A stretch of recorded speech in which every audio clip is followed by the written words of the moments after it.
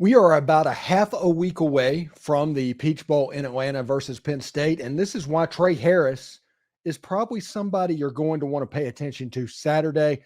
This is the Locked On Ole Miss podcast. You are Locked On Ole Miss, your daily podcast on the Ole Miss Rebels, part of the Locked On Podcast Network, your team every day.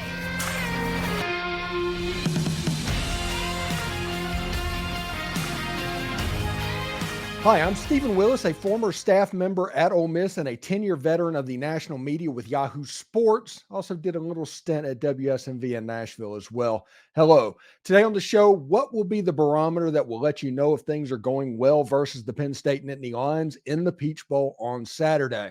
As I mentioned earlier, I'm Stephen Willis, and this is the Locked On Ole Miss podcast, your daily podcast on the Ole Miss Rebels, part of the Locked On Podcast Network, your team every day. We're free and available on all the podcast apps and YouTube. Thank you very much for making Locked On Ole Miss your first listen every day, and a special hello to all the everydayers that make the show what it is. Today's episode is brought to you by FanDuel. Make every moment more. Right now, new customers can get $150 in bonus bets with any winning $5 moneyline bet.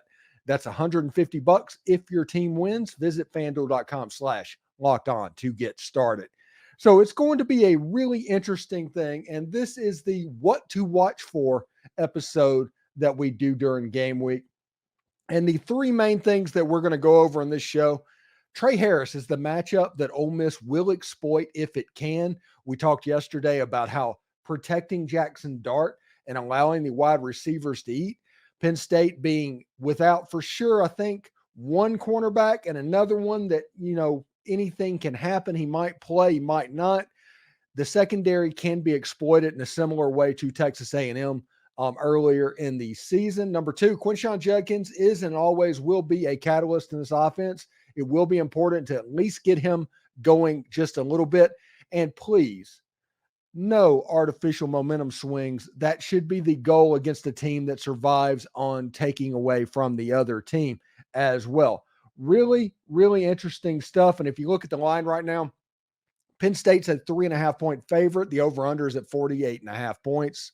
Should be interesting. 3.5 is basically a pick 'em at the moment. They don't know what's going on. There's not much movement one way or another. And with bowl games, you never know exactly how they're going to go. But 3.5 is well within striking range on that. So let's start off with Tre Harris. And Tre Harris is going to be of major importance to the Ole Miss Rebels against the Penn State Nittany Lions. And that is because that secondary is the unit that should be attacked by Ole Miss in this game. You have to protect Jaxson Dart. You have to block them up. You have to handle Penn State's front seven.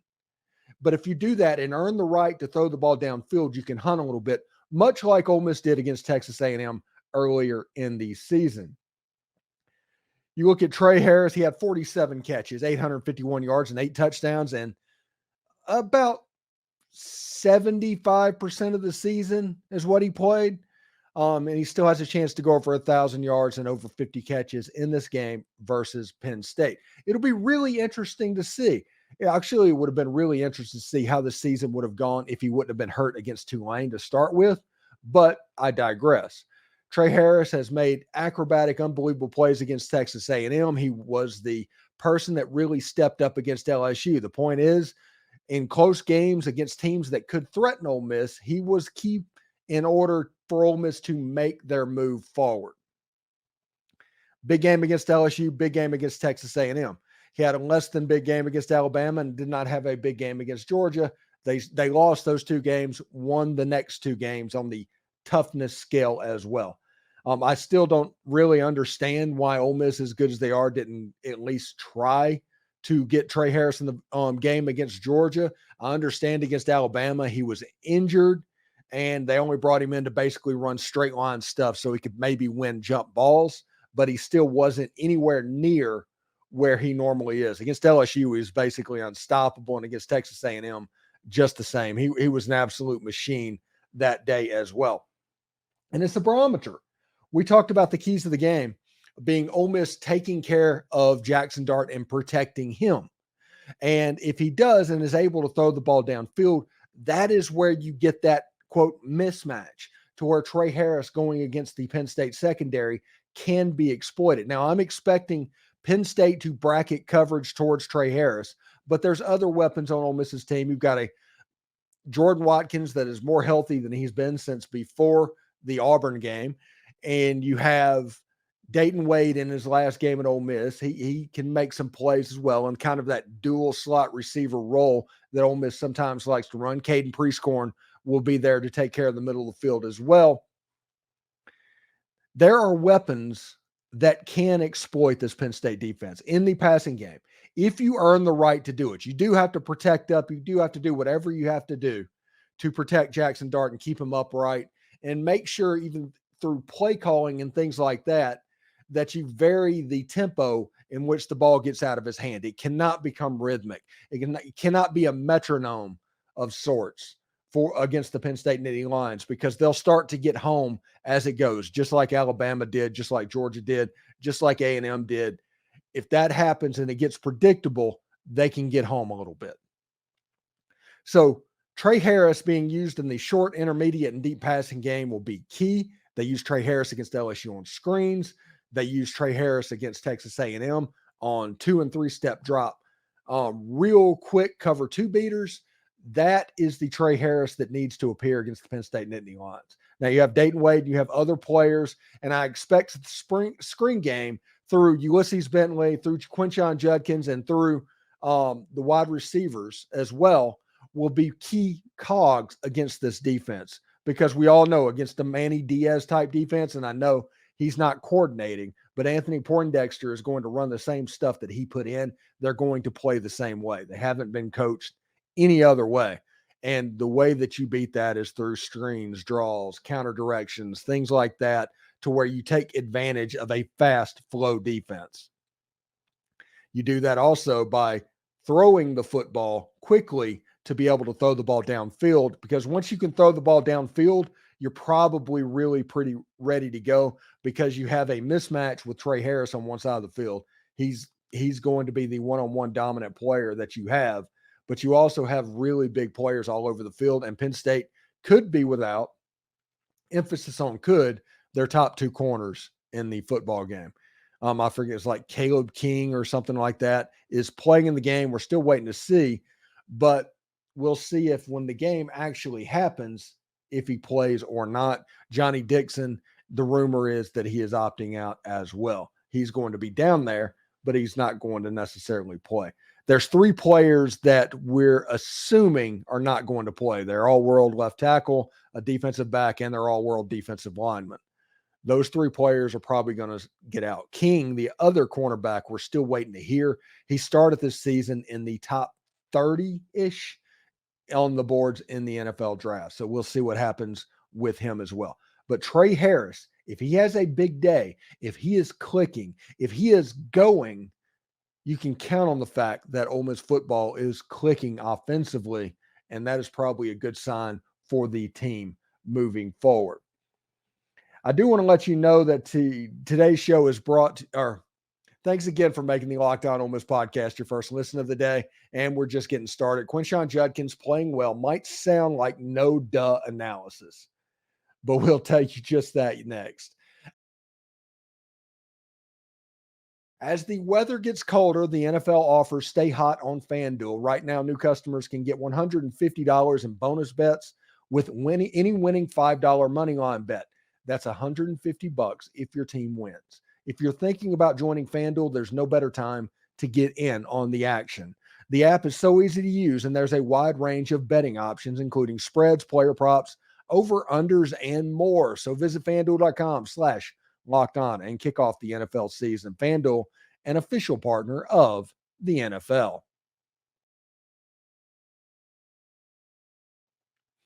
Locked On has launched the first ever national sports 24/7 streaming channel on YouTube. Locked On Sports Today is here for you 24/7, covering the top sports stories of the day with the local experts of Locked On, plus our national shows covering every single league. Go to Locked On Sports Today on YouTube and subscribe to the first ever national sports 24/7 streaming channel. Now, Ole Miss needs to play well, and to do that, Quinshon Judkins and the running game has to go. Traditionally, you can see a running game, why that would be important for Ole Miss's offense. When it's going to be a necessity that Ole Miss gets first downs and gets into the tempo, it's going to be important that Quinshon Judkins plays well. He did against A&M. He did against LSU. Whenever Ole Miss's offense is clicking, it starts kind of with Quinshon Judkins going off a little bit.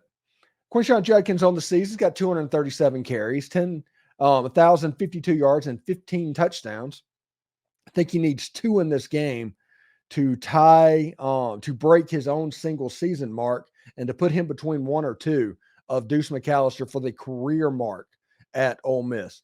This is a solid running back, and whenever he is clicking, when everybody is paying attention to what he is doing, that means that Ole Miss's offense is really going. We talked about Tre Harris in the first segment.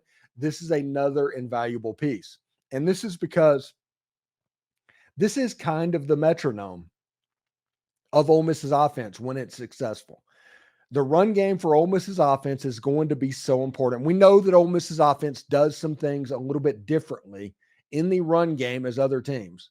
They do a lot of zone stuff. They do a lot of inside zone stuff, and that causes defense to kind of aid it, and attack the run on their way to the quarterback.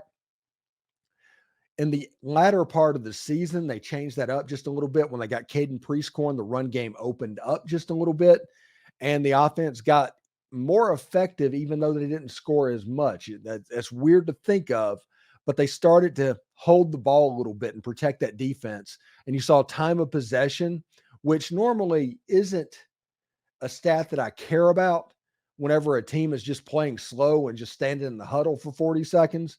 But when Ole Miss is running its offense and still holding on the ball for 27, 28 minutes a game, it's going to be a lot more effective than, say, what Army does, what Penn State is going to want to do. Penn State wants to hold the ball for 35 minutes, but they're going to play pretty slow to do it. They want to match up. They want to do all of that stuff. And the tempo is going to be massively important. That's the reason Quinshon Judkins is going to come on the scene. Him and Jaxson Dart. Jaxson Dart this season was 208 for 318, 2985, 20 touchdowns, 5 interceptions. This is a big bowl game for Jaxson Dart if he wants a legitimate chance to catch Eli Manning next season in career passing yards. He needs to put up probably 3 bills against Penn State to get that done. But he goes as Quinshon Judkins goes, as that first, real similar to a triple option offense. And listen, I'm not saying that Ole Miss runs a triple option offense, but they do some things that's different, that makes the offense difficult to handle in a short week situation. A normal game week, it's going to be difficult to handle whenever keys and everything are drilled into defensive players' heads. This offense is a key buster. If you are supposed to go somewhere because the guard pulls, this offense might pull the guard the wrong direction to get you out of position so they can hammer you on an inside zone or something like that. So in a bowl game where you have a month to get ready for that offense, it becomes much more difficult to run the football. Quinshon Judkins needs to get going. They need to figure out the way to make him work. They need to use some passing game in the short game, real quick passes to kind of open up Penn State's defense. And if that happens, Katie bar the door, look out. Because this is a situation to where you don't need to be in long yarding situations against this Penn State defense. We'll talk about that in the next segment as well. But Quinshon Judkins will be a major piece of this offense through counters. I think counters have a chance to be majorly successful. I think they need to run tempo at the corners, and they need to figure out a way to attack them to see how that goes. A lot of different stuff in the secondary to take advantage of what they're doing. I think that Quinshon Judkins going side to side, I think in the pass game could be effective. You have players like Adisa Isaac and Abdul Carter, I believe, from Penn State that are going to be kind of beasts on the field. You need to figure out a way to take advantage of how good they are and how you draw up the defense for them. Adisa Isaac is their leading sack man. But one thing that is really interesting with Penn State's defense, nobody has much more than 50 tackles on the season. And that means they do a lot of matching up, a lot of substituting because they can in the Big Ten. This is one of the reasons tempo is going to be so important. The reason Quinshon Judkins is going to be such a important piece of Ole Miss's offense. The reason that you can count on the fact of them being able to protect and get to Tre Harris, that is going to be a major piece of the offense as well. But it all comes back to Quinshon Judkins and Ole Miss being able to run the football. I don't want 10, 11, 12-yard carries a lot. I do want a consistent 4. I do want him to not go backwards, and I want Ole Miss to avoid long yardage situations as much as they can. And as we're going to talk about in the last segment, avoid artificially giving momentum to the other side, because that's a major deal in bowl games, probably even more so than regular season games. Momentum swings in bowl games can be just precipitous, just can overwhelm you. And it will be really interesting to see how that happens as well. I do want to say there's still more to come on Locked On Ole Miss. Locked On Podcast, your team every day. Playing clean is a must against this defensive unit of Penn State. They've made a living off of other teams' mistakes. We'll tell you about that next.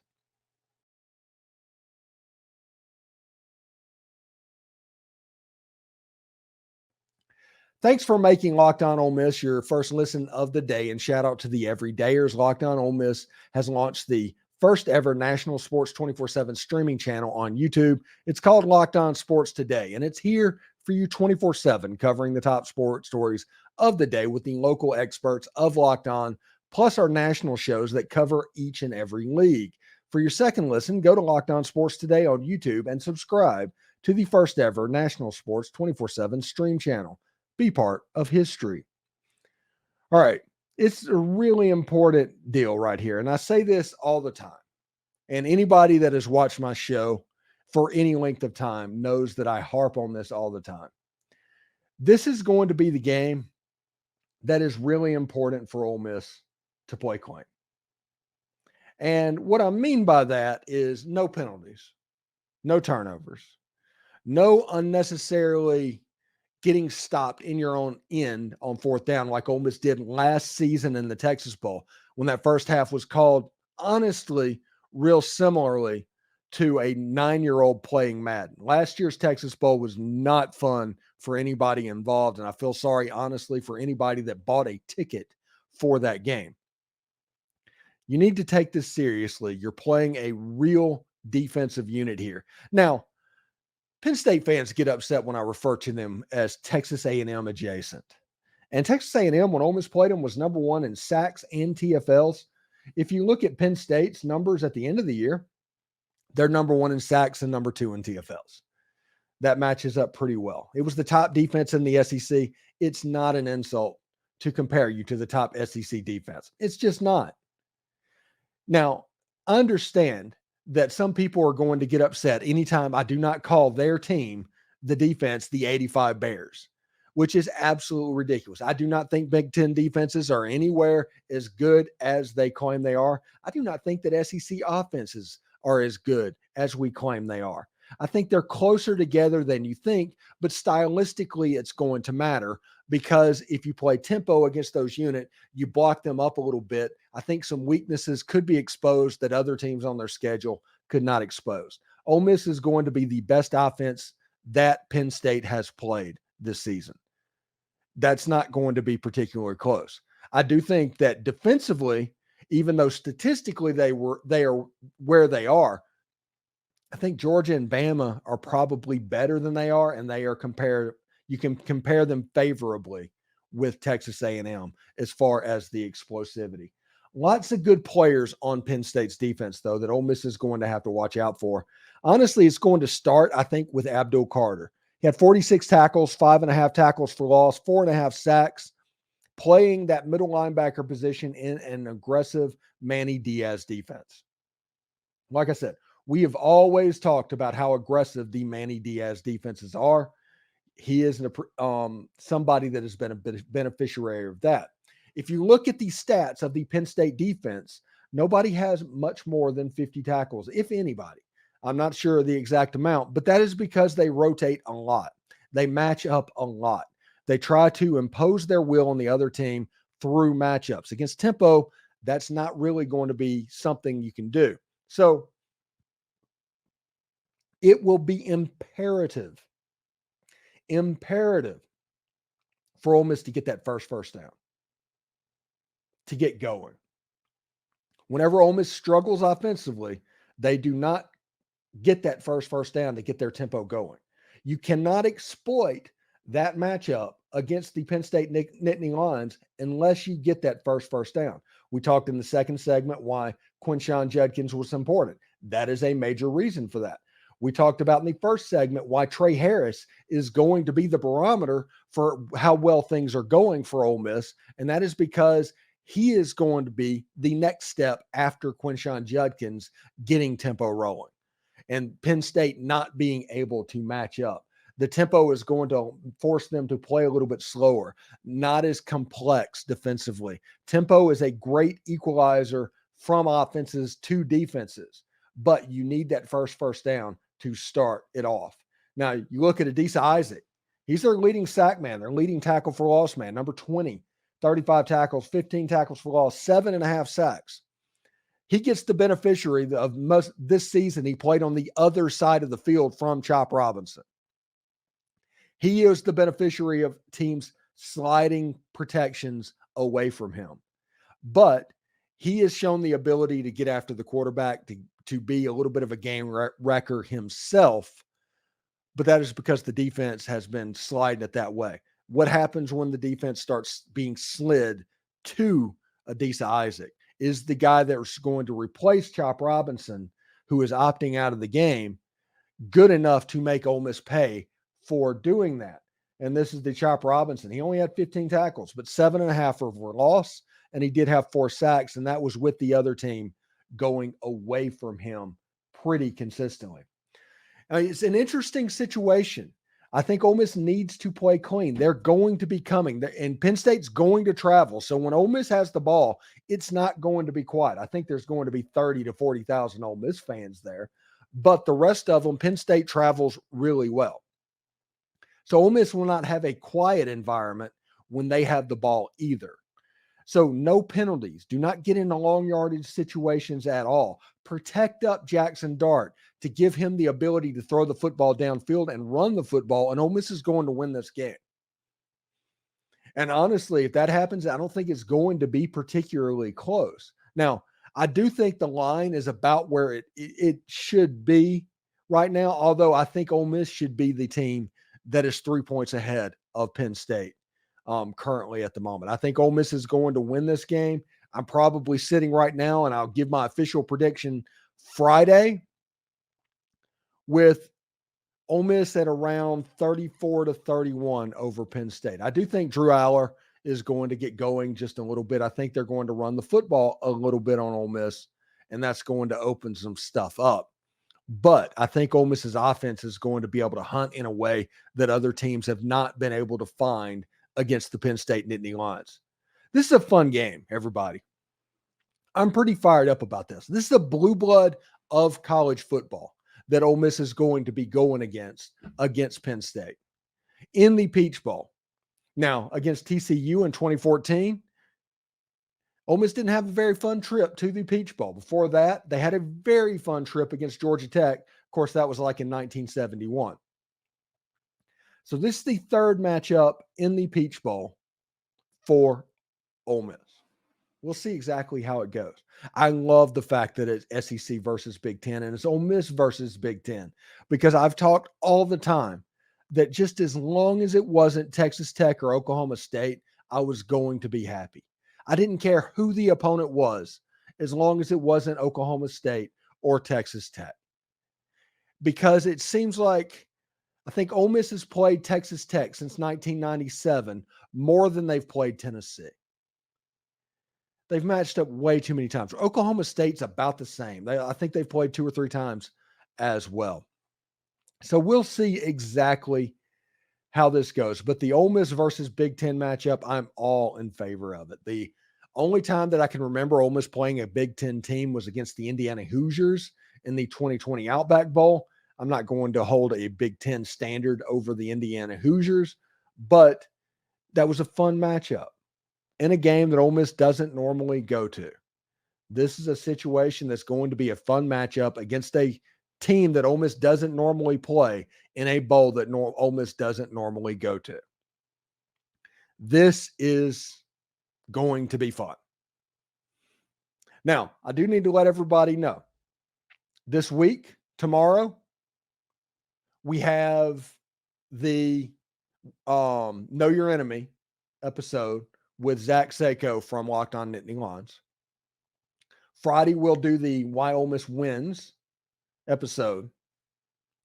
Friday during the day, we're also going to do shorts and things like that. We'll be at Under Armour All-American Bowl Media Day in Orlando.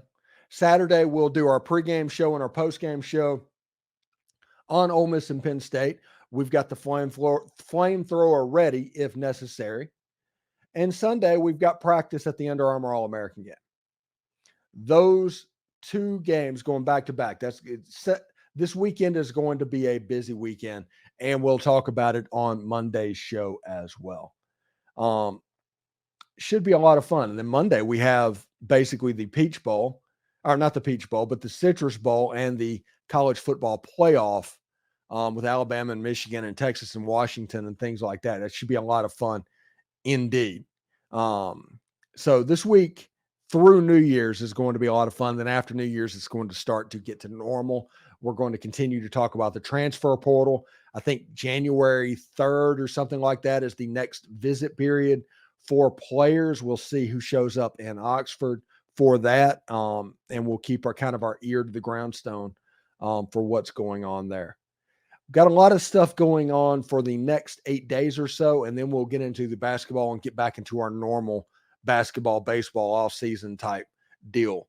But for the next 8 to 10 days, it should be really cool on the Locked On Ole Miss channel, and I want everybody to stick around for that. It should be a lot of fun. Thanks for making the Locked On Ole Miss podcast your first listen. Every dayers, we have all the Peach Bowl and all the recruiting talk that you will ever need. Check in all this week for that. For your second listen, check out Locked On Sports Today. They've launched the national sports first ever 24/7 streaming channel on YouTube. Locked On Sports Today is here for you 24/7, covering the top sports stories of the day with local experts of Locked On, plus our national shows covering every league. For your second listen, go to Locked On Sports Today on YouTube and subscribe to the first ever national sports 24/7 stream channel for you on YouTube. We'll send you there right now. Hotty toddy.